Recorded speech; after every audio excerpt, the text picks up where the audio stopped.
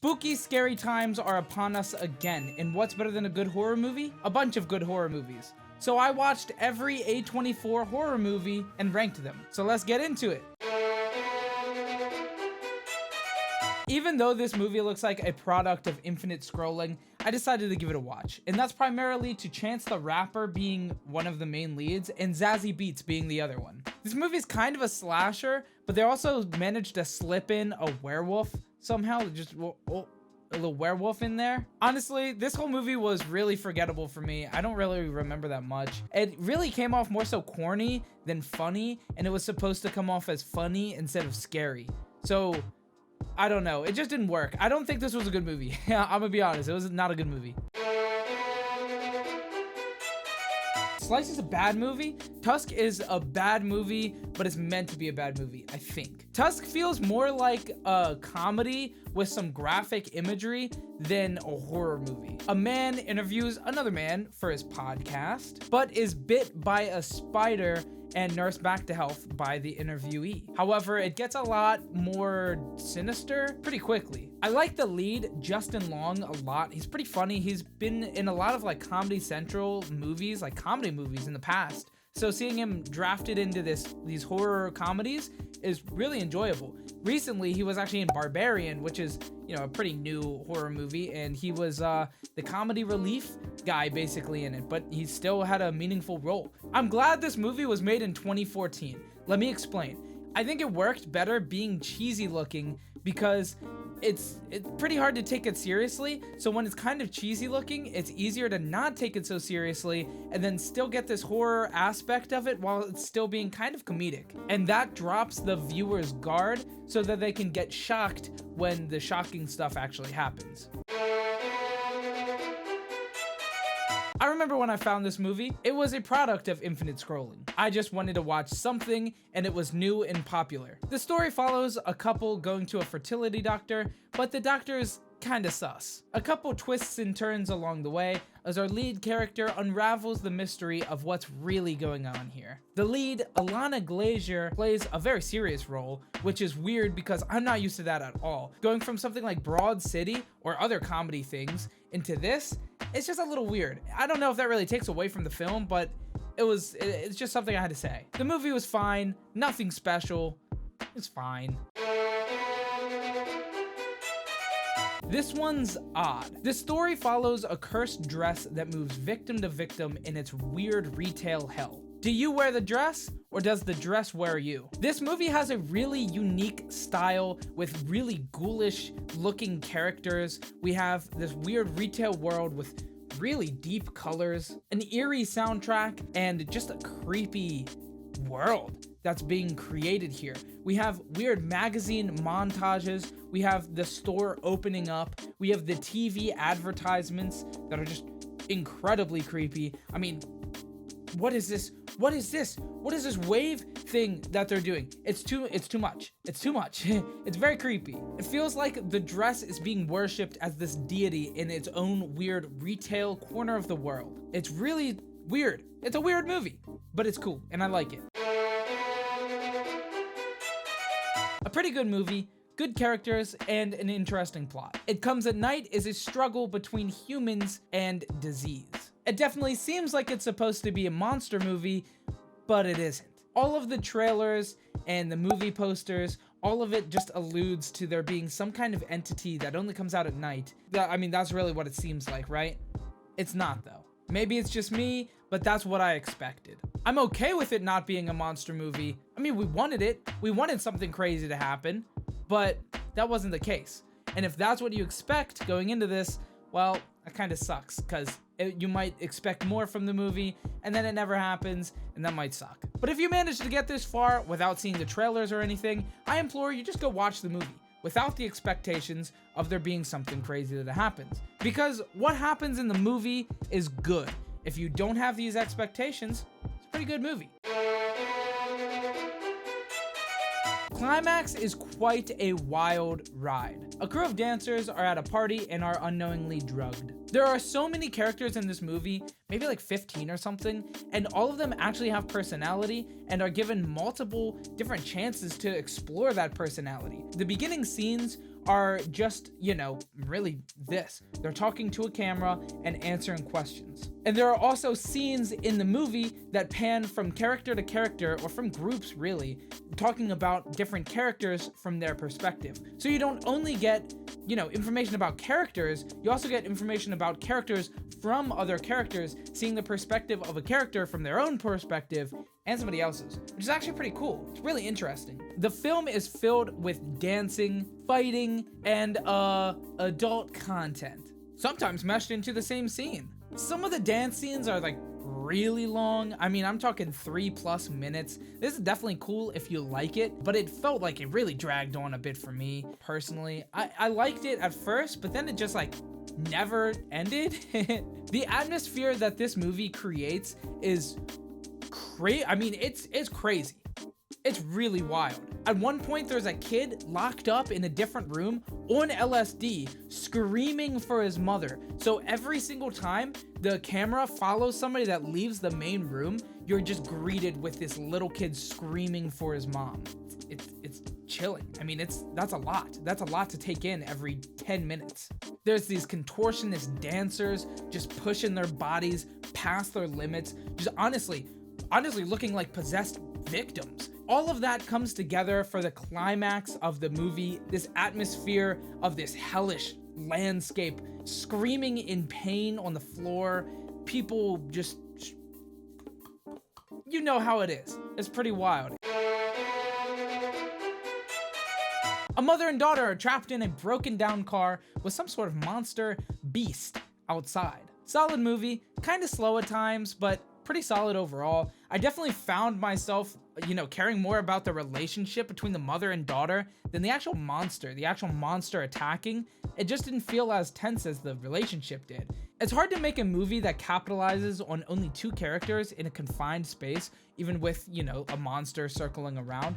It's just kind of difficult to really make those 2 characters stand out so well. Other movies have done it really well. I mean, looking at another movie on this list, The Lighthouse, that really capitalizes effectively on 2 characters being in, you know, in a confined space and their descent into madness. This isn't quite the same descent to madness. This is more so them dealing with a struggle that's, you know, vividly outside. The relationship between the 2 felt pretty real. They're going through some shit. That's why they're going to the father's house, so that the daughter can take a break from the mother, because she's struggling with addiction. But with that being said, there are a few moments that show that the mother really cares for her daughter. Just goes to show that when things do get tough, she really loves her. This movie barely makes it into the horror genre. It's more so just a dark comedy with, you know, some horror themes like zombies. But that's really the extent of the horror. It's very heavily leaning towards comedy over horror. A lot of good names in here. We have obviously Aubrey Plaza as the lead, and of course you have John C. Reilly as well. Who's gonna play the part of goofy dad better than John C. Reilly? Only the other half of the Step Brothers, Will Ferrell. Following a mother and her son moving to the countryside surrounded by a deep woods. The mother finds that her son is missing one night. She goes and comes back defeated, in a panic, calling 911, finds him just in the hallway. But something's wrong. She thinks that's not really her son. The dynamic between the mother and son in this film is really interesting. Well, I mean, we were talking about the dynamic between mother and daughter earlier. Now we're talking mother and son. Look at that. It's really interesting seeing the mother in this movie, being able to see these slight little changes in his demeanor and just the way he acts, being able to notice that's not my son. And it's unfortunate because it's only those 2. They're the only ones that live in that house, and they moved to a new place.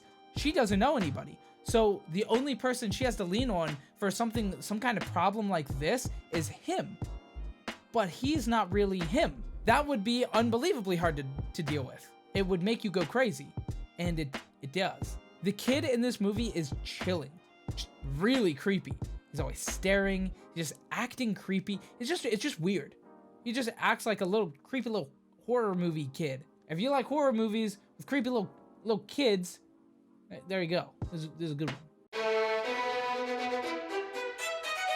I'm not a big slasher guy. This movie was pretty good, and the fact that this movie got a prequel kind of added to it. A crew of adult filmmakers travel to a rural countryside in a guest home, and make content. But the old creepy homeowners have different plans. The old couple is really creepy.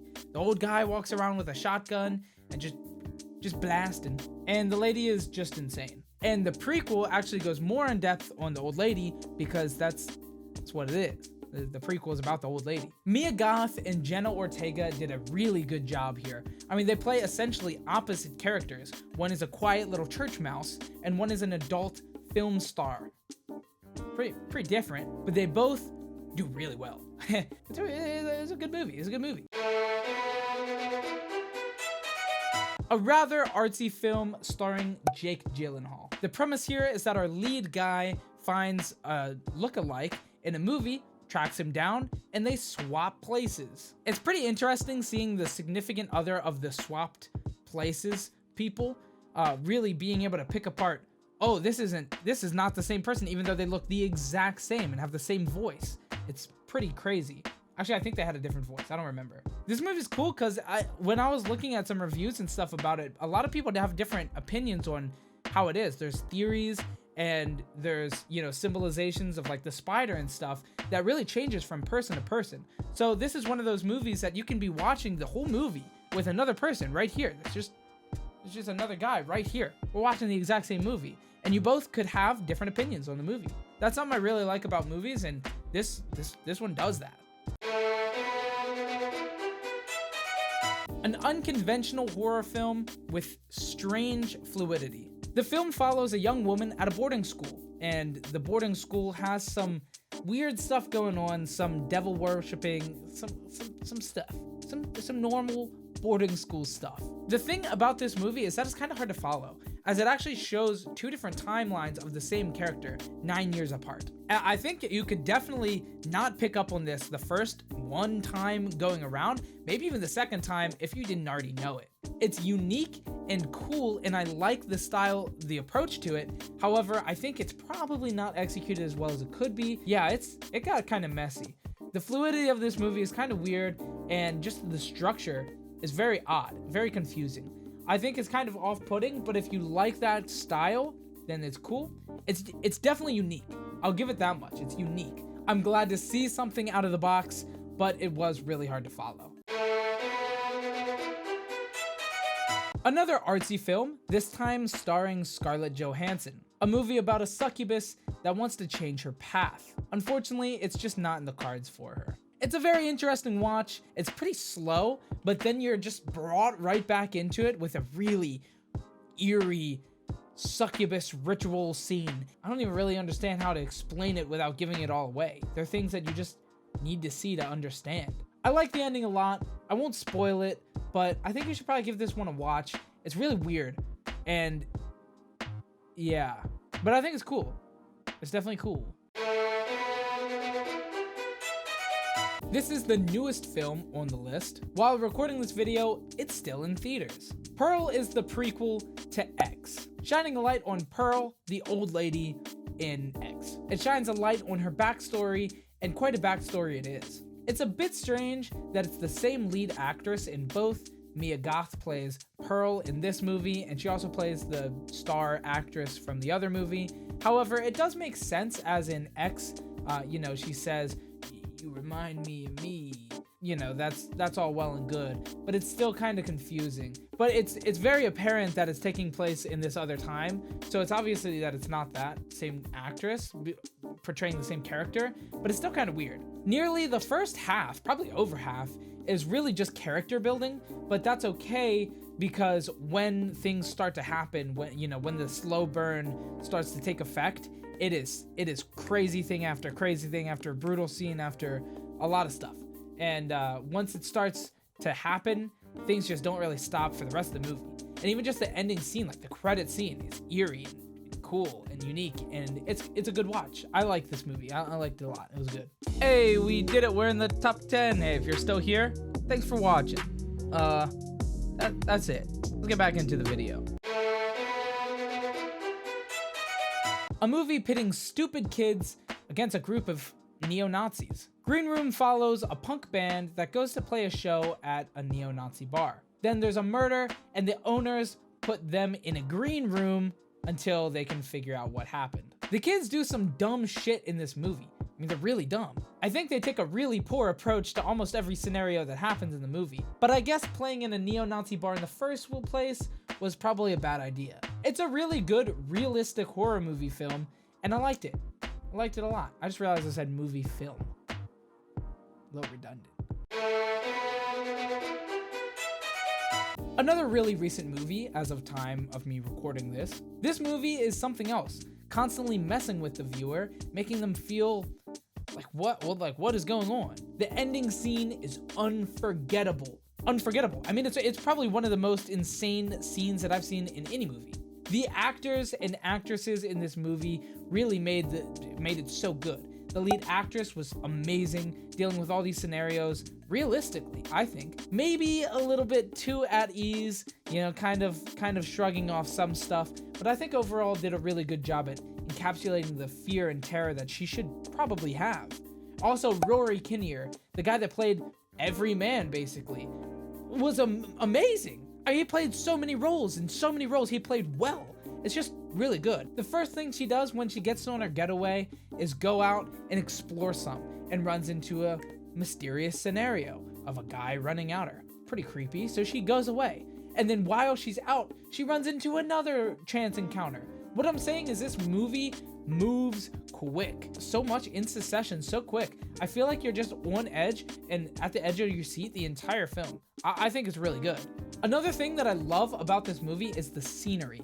It takes place in this huge castle-esque home, and it's just really pretty. There's lush green fields around it. There's a church that has really good scenery around it. There's like a graveyard. I just think it's a really good scene to have such a dark film and kind of show that contrast of what you're seeing and how you're feeling. I just thought it was really cool.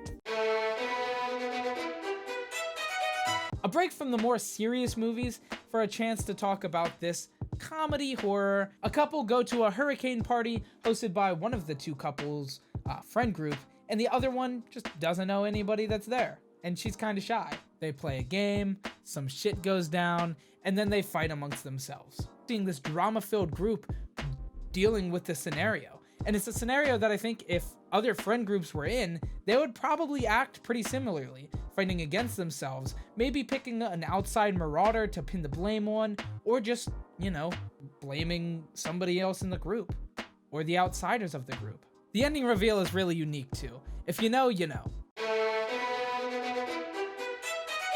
A slow folk horror movie with a really unsettling theme. The Lamb follows a childless couple that I think wants a child, and what they find is a newborn child.